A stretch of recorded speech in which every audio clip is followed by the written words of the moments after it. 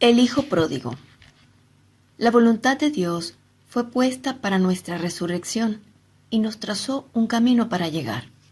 Asimismo, el Espíritu Santo nos instruye cómo debemos obrar para que alcancemos la voluntad de Dios.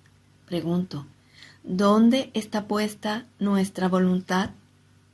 ¿Quién no se ha sentido hijo pródigo de Dios alguna vez?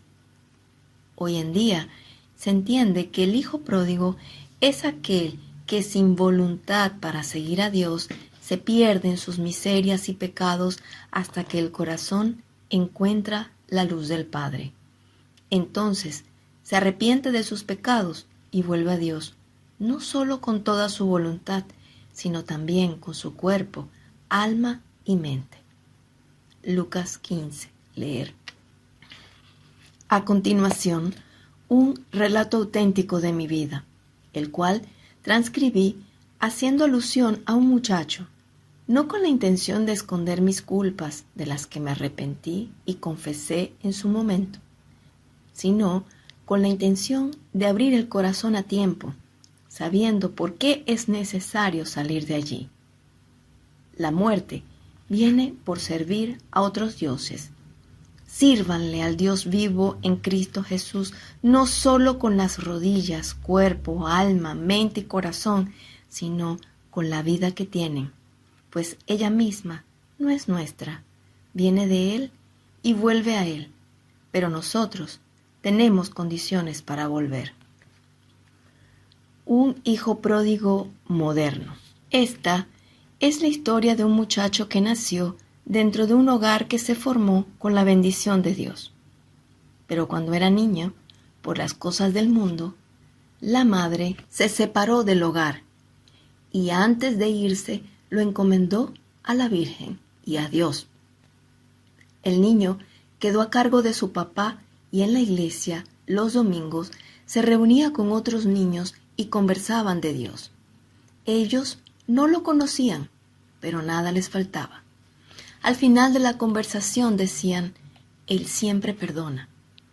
Obedecían los mandamientos cuando era fácil de cumplir y del resto confesaban y se sentían seguros en el templo.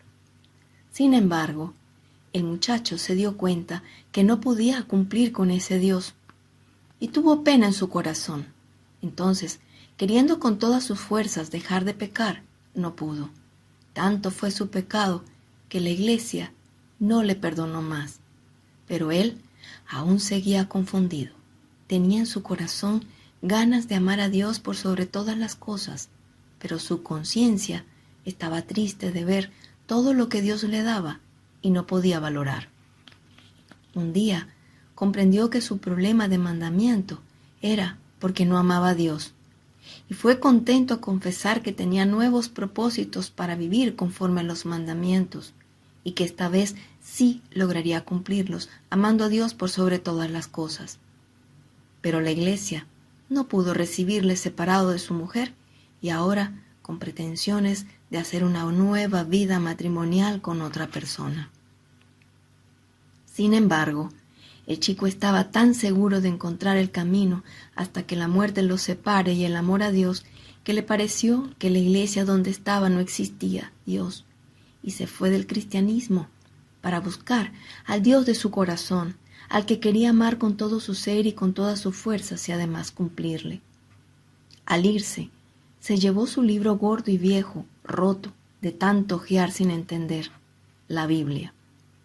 Fue el recuerdo que le quedó de su primera comunión, pero al estar libre en el mundo, sin darse cuenta, alejó su corazón de la idea de amar a Dios.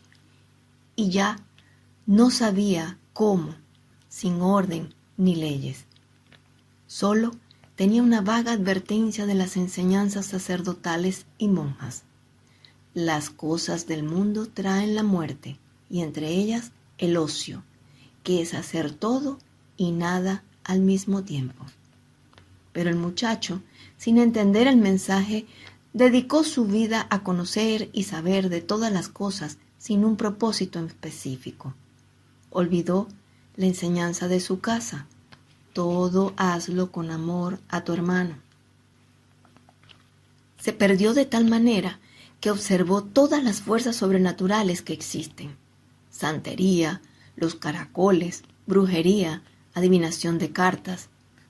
Tanto así que la palabra etcétera se quedó corta delante del deseo de encontrar poder leyendo las cartas.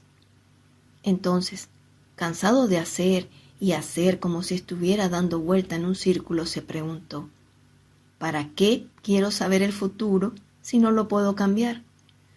¿Cómo sabré si lo que deseo es lo mejor para mí? ¿Cómo puedo librarme del mal? ¿Qué sentido tiene devolver las hechicerías si uno también las hace? Recordó: líbranos del mal, que dice el Padre Nuestro, y salió de las fuerzas de la oscuridad. Entonces meditó la astrología y se preguntó: ¿qué mal hago conociendo por medio de la ciencia astrológica el destino? Es más, a Jesús lo visitaron los Reyes Magos gracias a la astrología. Ese era su argumento para debatir las enseñanzas del templo. Estando libre del templo, se dispuso con más ánimo y sin impedimento. Pero con los años apareció un pequeño detalle y meditó: el hombre puede llegar a conocer por señales astronómicas el común y las diferencias de las personas, sus fortalezas y debilidades. Además, puede conocer hasta el futuro de la existencia del planeta. Esto es verdad, tanto como la afirmación científica que dice que todos moriremos, santos o no. Pero si alguna vez decides no ser Escorpión, Tauro, Aries, etc., porque quieres amar al prójimo como a ti mismo sin que tu naturaleza interfiera, las cosas cambian y las maravillas astronómicas no sirven. Mala no es la ciencia, astrología, etc. Malo es no discernir para qué y cómo la usamos.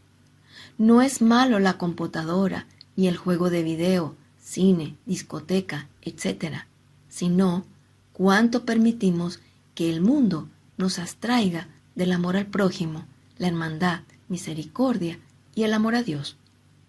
Por la ciencia podemos llegar a Dios, pero Él las sobrepasa todas. En el oscurantismo jamás encontraremos a Dios, y el muchacho obró dejando estas cosas también. No pasó mucho tiempo cuando también encontró los libros del mundo y comenzó a estudiar la metafísica, y siguiendo sus enseñanzas creía que podría ser mejor persona, y le vino la idea de que si cambiaba para bien, Dios se dejaría conocer. Comenzó a practicar las afirmaciones y pensamientos positivos para convertirse en un hombre de bien, hasta que encontró en una de las páginas las palabras yo soy, las mismas palabras que Dios dijo a Moisés: soy el que soy. Esto dirás a los israelitas: yo soy me envía a vosotros. Éxodo 3:14.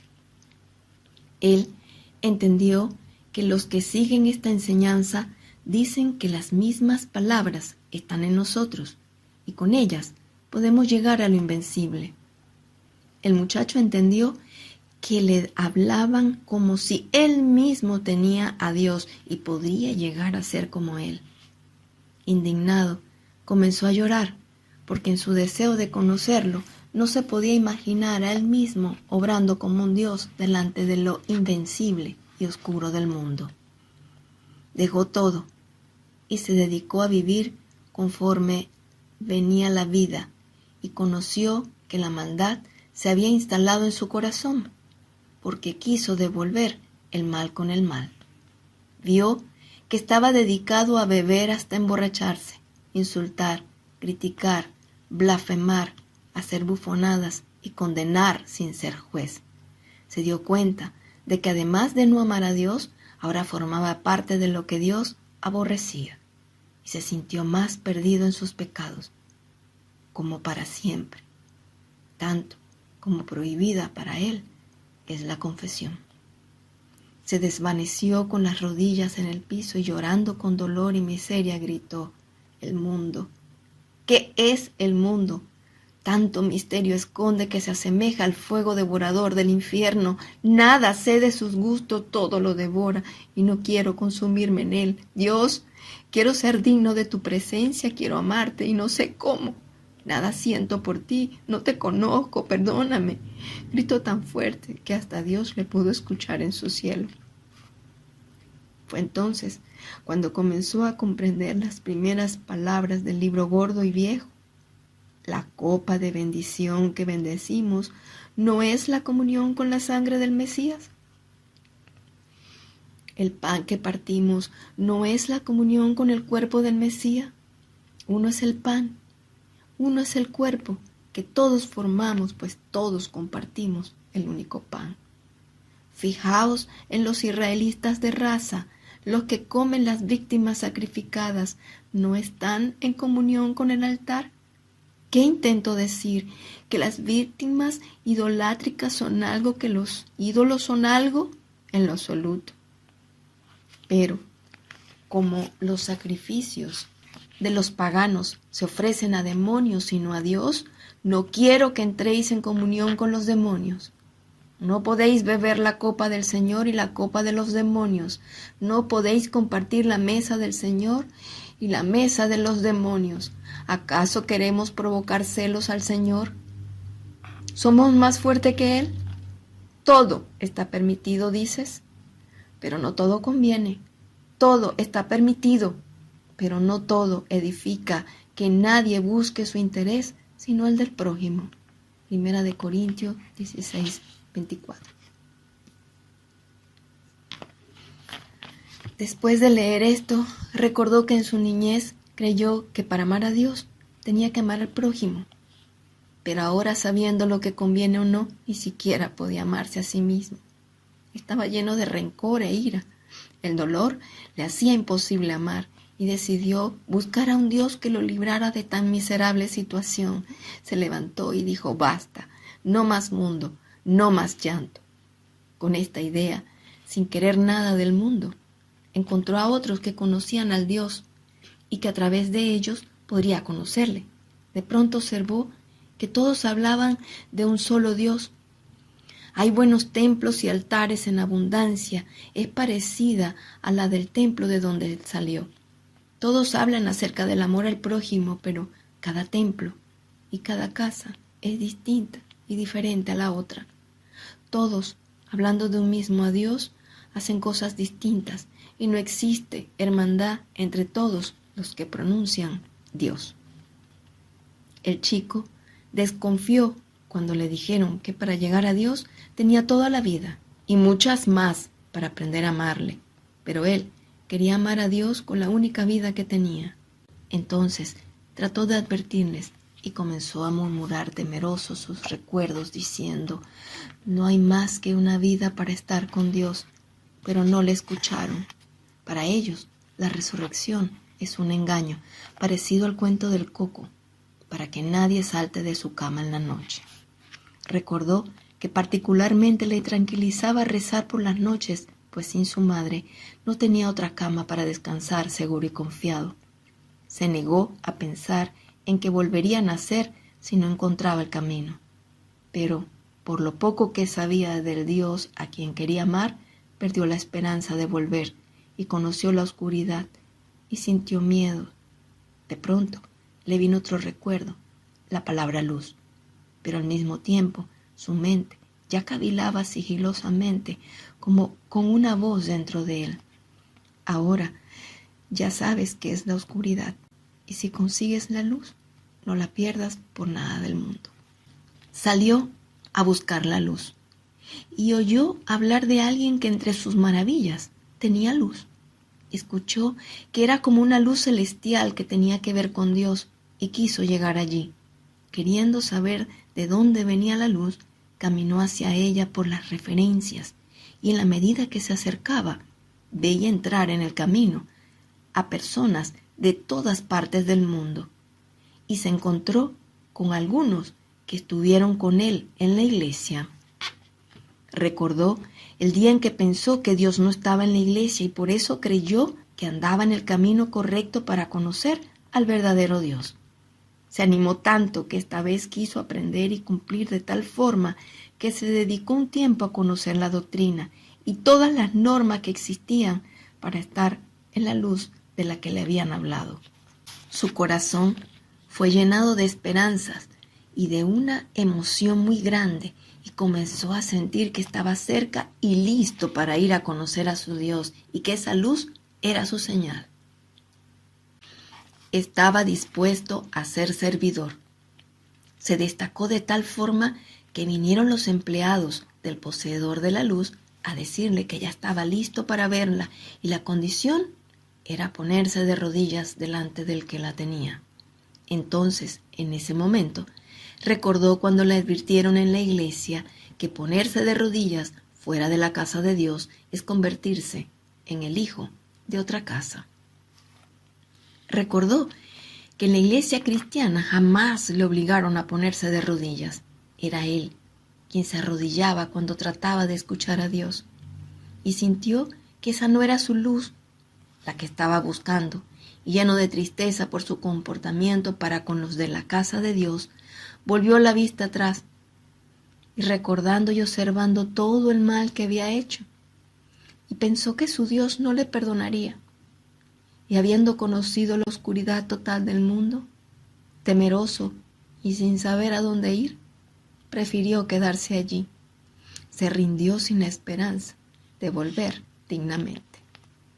Sin embargo, antes de ofrecer sus rodillas al piso, puso una condición al dueño de la luz y le dijo con conversación en su mente: antes de ponerme de rodillas ante ti, he decidido confiar ciegamente, tanto como nunca lo hice con ningún Dios. Sacaré todo el dinero que tengo en mi cuenta para comprar algo del mundo, no para mí, sino para mis seres queridos, y dejaré para la cena del 31 de diciembre. Si eres como Dios, sabes que necesito vivir y comer después de ese día.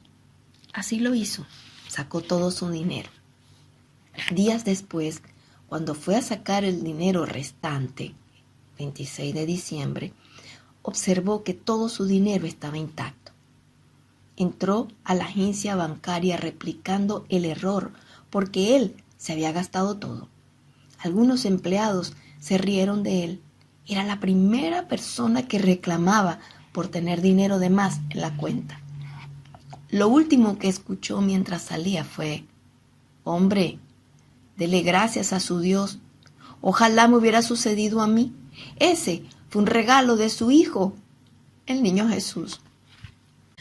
El muchacho tenía tiempo sin oír la palabra Dios unida al Hijo, Jesús, y caminó a su habitación.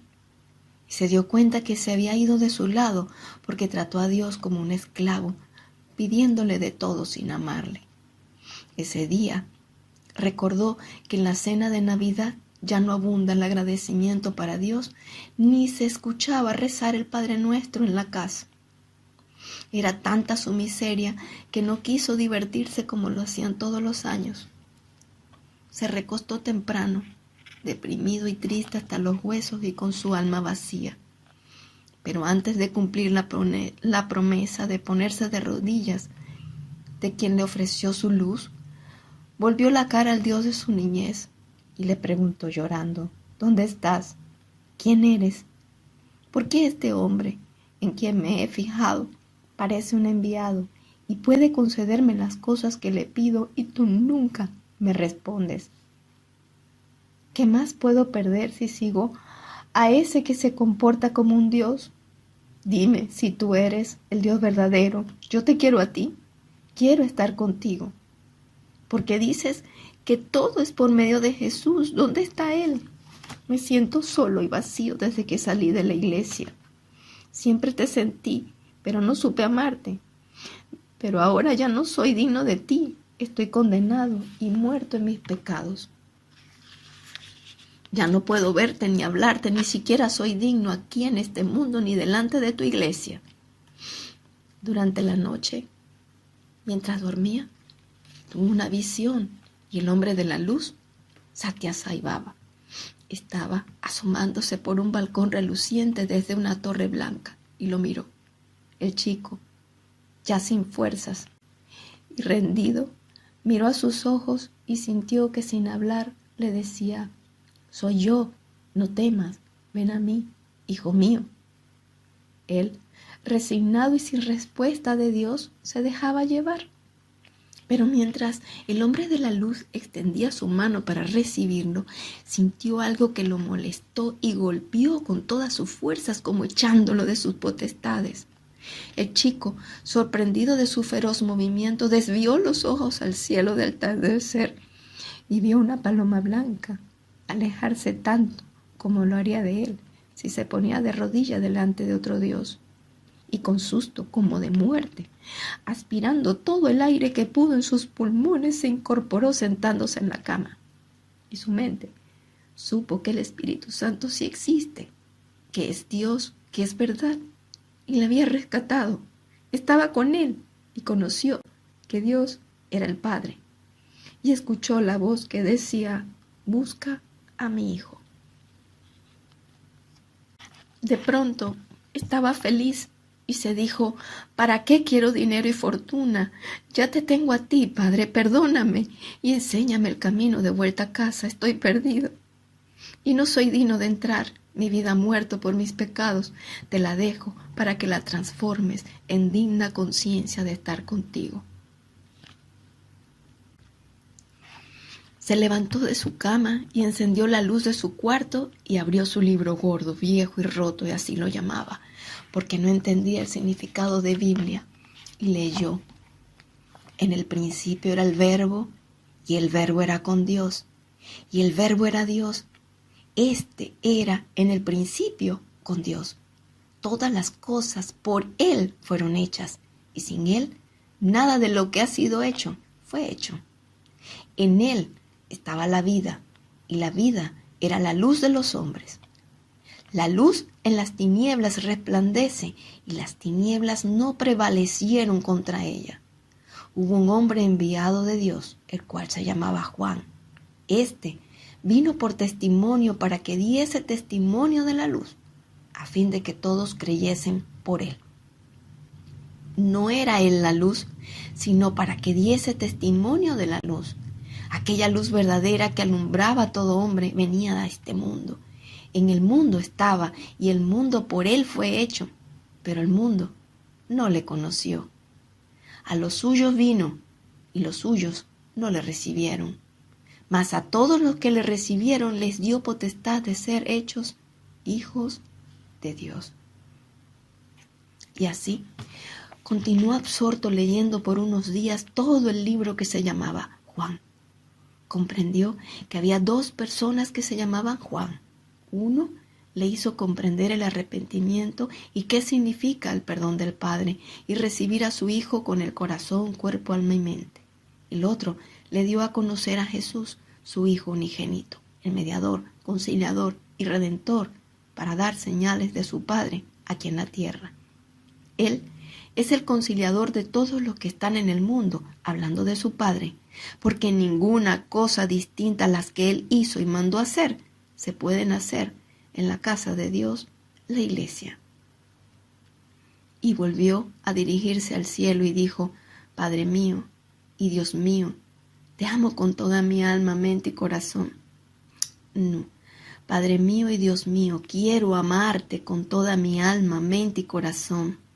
Padre, obedecerte y amarte son una misma cosa. Quiero estar siempre contigo en tu casa. Muéstrame a tu Hijo para recibirle y estar siempre con él. Moraleja del hijo pródigo. El hijo volvió a casa, aunque no pueda participar dignamente por la ley. Tiene en su conciencia que desde que nacemos, Dios Padre conoce nuestros defectos, virtudes y habilidades. Y a pesar de eso, siempre espera que pongamos el corazón o la voluntad para llenarlo de espíritu y verdad. Dios, que sentir fe es uno de los deseos incognoscibles y profundos de nuestro corazón. Pero no desfallezca, Él mismo interviene según su voluntad para el bien de los que aman. Confía en Dios, consume todo tu tiempo amándole en el Espíritu Santo, amándole. Confía en Dios, consume todo tu tiempo amándole y el Espíritu Santo intervendrá por ti con la fe. Esta es la maravilla del reino de Dios y nace cuando conocemos el plan de Dios y sus asuntos, vida en abundancia y resurrección. El Espíritu nos advierte que confiar es lo que se necesita para vivir con Dios. Él es el Padre. Confiar es dejarse en sus manos, reconociendo que nada somos y nada tenemos que no sea su preciosísima voluntad sobre nosotros, la salvación. Bueno es comprender que aún en la condición de pecador, Dios, por medio de su Hijo, tiene su voluntad puesta en salvarnos. Todo pecado tiene su perdón en la confesión sincera y de corazón, pero también nos dice, anda y no peques más. Por no cumplir con esto último, según la ley, pensó en no volver a la misma iglesia de la que había salido, y le pareció que en el cristianismo evangélico conseguiría solución, ya que todos hablan del Padre, del Hijo y del Espíritu Santo. También nos recuerda que cada día existe alguien haciendo locuras en el mundo, y aunque algunos los condenen, critiquen o juzguen, Dios pide a sus hijos que se dediquen a orientarlo con amor y paciencia, y cuando sientan que nada pueden hacer para corregir su conducta, díganle firmemente, con una voz de autoridad y llena de amor y misericordia, que Dios te perdone, hijo, hija, estás equivocado. Los hijos de Dios son intercesores cuando el deseo de la oración está unido a la fe, gracias al sacerdote que con solo su deseo ese día que salió de casa no lo dejó salir desprotegido de la iglesia. Ya había pasado media vida cuando recordó claramente la visión de su niñez en la que habían dos montañas, una era la tierra y la otra el cielo, y el puente resplandeciente que las unía era Jesús. El niño estaba al pie de la montaña, tierra, y quería llegar al reluciente puente para cruzarlo y llegar a la montaña cielo, pero por la oscuridad no encontraba el camino. Después de esto, el hijo pródigo encontró a María, la llave que abre la voluntad de nuestro corazón al Espíritu Santo, y al abrir la puerta, comprendemos las palabras de Jesús cuando dijo, yo soy el camino, la verdad y la vida.